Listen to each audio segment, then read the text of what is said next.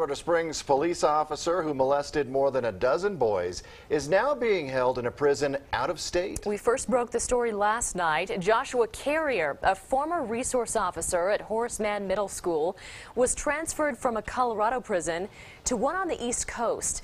The victims and their families were not told where. KRDO News Channel 13's Dana Molina spoke with a retired correctional officer at the Colorado Department of Corrections. She's live with why he thinks the DOC made that call.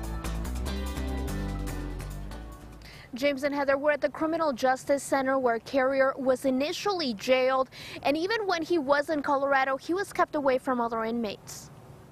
He's a former police officer who sexually assaulted 18 boys, a potentially deadly combination for a prison inmate. Sex offenders are not well regarded in prison.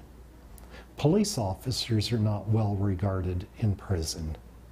When you mix police officer and sex offender in the same person, they really are not well liked in prison. Larry Nutter worked for the Colorado Department of Corrections for nearly 23 years. While he doesn't represent DOC, he knows inmate behavior. If you're a sex offender, they'll tell you you have to pay rent.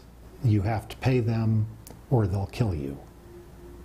And I've had inmates in my charge get killed that way, refusing to pay.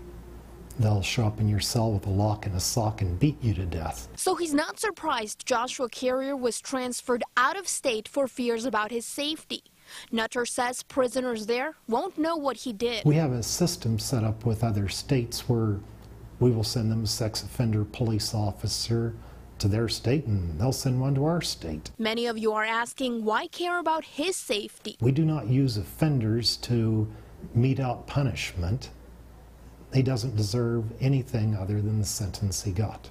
And it's not just about Carrier's well-being. People may not realize this, but a correctional officer is going to come to the aid of some inmate who's being harmed by another inmate and could themselves be injured or killed trying to help the person who's being attacked by some other predator. And the Department of Corrections could be liable for an inmate's death.